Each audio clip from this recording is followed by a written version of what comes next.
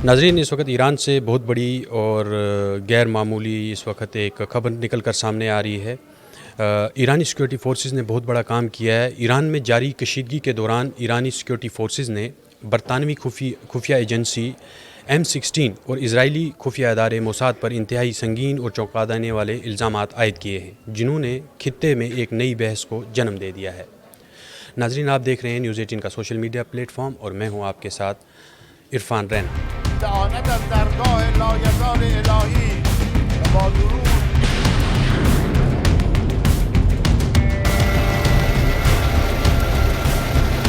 ईरानी हुकाम का दावा है कि इन दिनों एजेंसियों ने बाकायदा मनसूबाबंदी के तहत ईरान के अंदर कत्ल व गारत, तखरीब कारी, आतिश ज़नी और मसाजिद पर हमलों को मुनज़्ज़म किया और इस मकसद के लिए मकामी दहशत गर्दों को और जराइम पेशा नासर की खिदमात महज $300 के इवज़ में हासिल की गई। ईरानी ज़राए के मुताबिक ये कोई नया तरीक़ा कार नहीं, बल्कि गुज़श्ता बरस भी ऐसे ही नेटवर्क्स पकड़े गए थे जिनसे बरामद होने वाला असला, ड्रोन, धमाका खेज़ मवाद और मुवासलती आलात इस बात की गवाही देते हैं कि ये कार्रवाइयाँ किसी अंदरूनी इख्तलाफ का नतीजा नहीं, बल्कि बैरूनी साजिश का हिस्सा थीं। ईरान के अंदर हंगामा आराई में इस वक्त वाज़ह कमी देखी जा रही है। एक तरफ मुजाहिरीन की फांसियों पर रद्द अमल और अमल दरामद रोक दिया गया है, जिस पर रद्द अमल आ रहा था कि ट्रंप ने इस पर रद्द अमल ज़ाहिर किया था कि अगर ईरान ने जो एहतजाजी मुजाहिरीन हैं उनको फांसी दी तो हम ईरान पर बहुत बड़ी कार्रवाई कर सकते हैं, लेकिन इन फांसियों पर अमल दरामद को रोक दिया गया है। तो दूसरी जानिब अमेरिका के सदर डोनाल्ड ट्रंप ने भी ये ऐलान किया है कि हम हमला नहीं करेंगे, यानी कि अमेरिका पीछे हट गया है। उनके बयानिए की इस वक्त हवा निकल चुकी है। इसके बावजूद ईरानी क़यादत का मौक़िफ़ है कि कुछ हालिया महीनों में ईरान की सड़कों पर हुआ जो भी हुआ वो खुद रो एहतजाज नहीं, बल्कि एक मुनज़्ज़म बैरूनी मंसूबा था। सुप्रीम लीडर आयतुल्लाह ख़ामनेई पहले ही बारहा ये कह चुके हैं कि मुल्क में बदअमनी के पीछे गैर मुल्की ताकतें सरगर्म हैं, और अब ईरानी सिक्योरिटी अदारों के दावों ने इस बयानिए को मज़ीद तक़वियत दे दी है। ईरानी सिक्योरिटी फोर्सेस के मुताबिक बरतानवी M16 और इजरायली मोसाद ने बाहमी मिली भगत से ईरान में एक खुफिया नेटवर्क कायम किया, जिसका मकसद अवामी मकामात को निशाना बनाकर खौफ व हरास फैलाना था।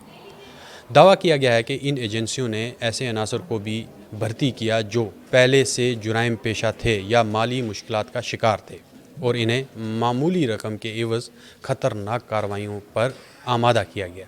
ईरानी हुकाम का कहना है कि कई वाक़ात में मसाजिद को आग लगाने, हसास मकामात की तस्वीर लेने या मखसूस अफराद पर हमला करने के लिए सिर्फ महज $300 अदा किए, जिससे ये ज़ाहिर होता है कि कम लागत मगर ज़्यादा नुकसान पहुँचाने की हिकमत अमली अपनाई गई।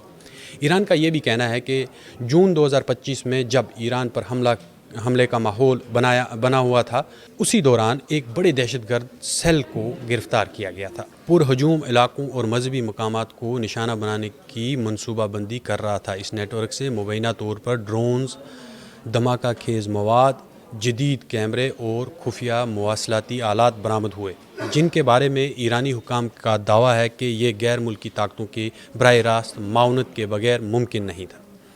ईरानी इंटेलिजेंस अदारों के मुताबिक इन खुफिया एजेंसियों का तरीक़ाकार वारदात खास पेचीदा मगर खामोश होता है। पहले मरहले में सोशल मीडिया के ज़रिए नौजवानों को राब्ते में लाया जाता है। उन्हें मामूली कामों जैसे तस्वीर खींचने, रास्तों की निशानदी या मालूमात फराहम करने के बदले छोटी रकम दी जाती है।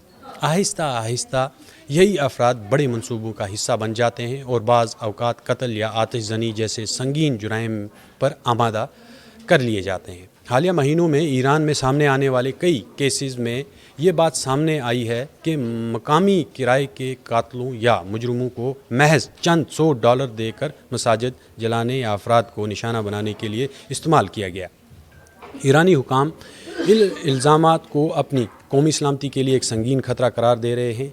اور ان کا کہنا ہے کہ یہ کارروائیاں ایران کو اندرونی طور پر کمزور کرنے کی، مذہبی ہم آہنگی کو نقصان پہنچانے اور ریاستی نظام کو اس کے عدم استحکام سے دوچار کرنے کی ایک منظم کوشش ہے۔ اگرچہ برطانیہ اور اسرائیل کی جانب سے ان دعووں پر باضابطہ رد عمل سامنے نہیں آیا ہے، مگر ایران کے اندر یہ معاملہ نہ صرف عوامی سطح پر بحث کا موضوع بن چکا ہے بلکہ خطے کی سیاست میں بھی ایک نئے تناؤ کا باعث بنتا دکھائی دے رہا ہے۔ مجموعی طور پر ایرانی موقف یہی ہے کہ حالیہ بدامنی محض داخلی مسئلہ نہیں تھی بلکہ بیرونی خفیہ ایجنسیوں کی ایک گہری اور خطرناک سازش تھی جسے اب بے نقاب کیا جا رہا ہے۔